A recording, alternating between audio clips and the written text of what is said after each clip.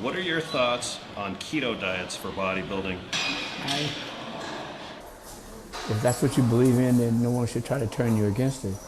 But I've never seen a person who's in the keto diet really have gained a lot of muscle because you're putting in too many fats to compensate for the amount of calories you're not getting from the meat.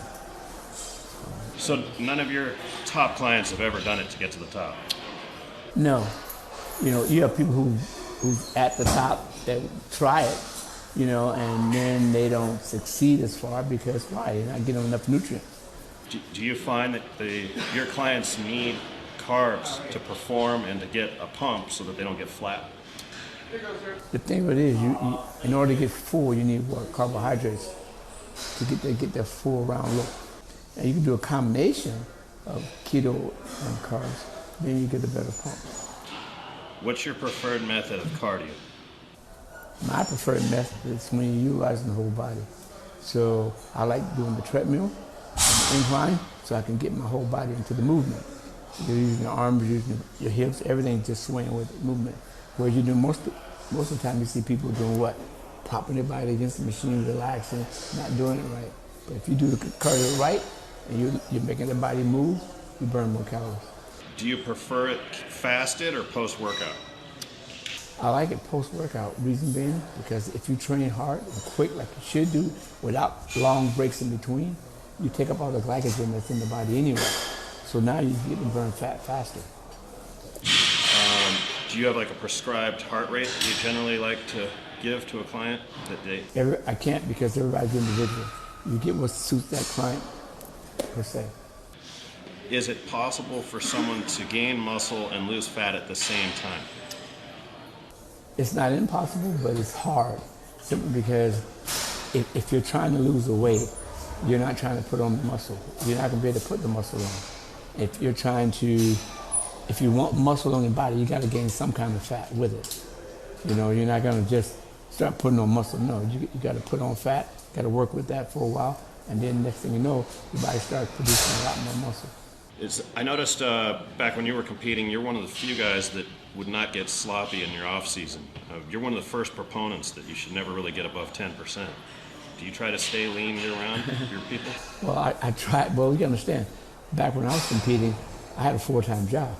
I couldn't afford to get fat and sloppy because I had to work, you know? But I did get heavy at one point, and it almost killed me. I tried to walk the stairs just to see what it felt like. And it proved to me that I had to get my weight back down. So I didn't try too long. How long do you typically have clients rest between sets? It just depends on the individual. You cut them a little more slack on leg day? Yeah, they're breathing harder, yeah.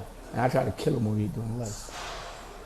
I noticed you do not prescribe full deadlifts from the floor, and you've said that it makes the waist thick. Can you explain how it makes the waist thick? Think of this, you're breathing real hard, and you're lifting, what are you doing? You're breathing in and out, in and out, in and out, right? You're not breathing from your diaphragm where you're lifting your body up and going down. You're just breathing from the stomach. And eventually, you're gonna start to expand from the hips because all that pressure goes into the bottom part of the body. And your waist get thicker and thicker. And once you start to create those obliques, they don't go away. So do you not have clients train obliques? No, why? Why would I train? I mean, I'll work the obliques without weight because I don't want that thick oblique there. That doesn't look good on your body.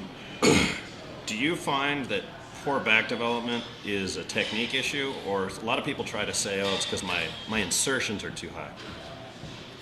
I think you just don't train it properly. If you train your back properly, you can change that back no matter what you have. Your insertion may be a little high, but you can build muscle around it that looks good. What are your guidelines on calves? What are your tips or secrets that can help people out on calf muscles? Pound, pound, pound. You got to really work those calves. And people fail to understand, we utilize our calves quite a bit while we're walking and everything else, so you got to really train it. I mean, I have heavy days, medium days. I never go light, but I have high rep days where I can do a medium weight. We get some good reps, and it pays off. So range of motion, I found when you showed me, a lot of guys short step it. They don't realize they have to do a complete You got to stretch all the way down and extend, and then extend up into the calf to make them grow. Why do you do hamstrings on their own day? A lot of people seem to do hams and quads together, but I noticed you split them up.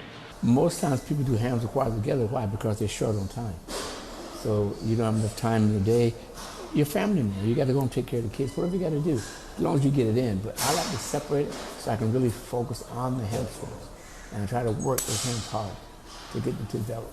Well, I've noticed if I do a quad session with you, there's no energy left to hit the hamstrings. So it seems like if you're doing quads properly, you're not going to have much gas left. Yeah. Well, to do a whole another 12 to 16 sets. Some people don't like it. They just rather do it separate. So you want to be in the gym, say for an hour and 10 rather than 2 hours. So it's your preference. Do you think that the typical workout should be under an hour? Ideally? I think it should be right about an hour and that's it. Because once you start going over there, you start burning up muscle again. Because why? You're hungry again. You got to feed the body.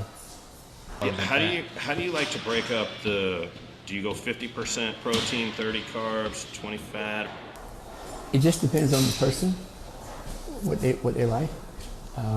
What's your blood type? If my blood type's I'm a meat eater, so I eat a lot of protein. I eat a lot of meat. I used to eat a lot of meat, which is bad in a sense, because why? You never know what your body's gonna happen. Well, you never know what's gonna happen to your body when you're eating too much protein.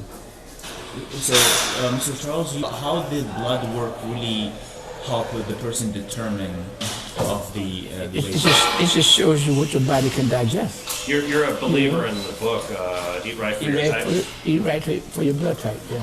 I think O's are supposed to have more beef, A's are white meat. Right. That concludes our questions of the week.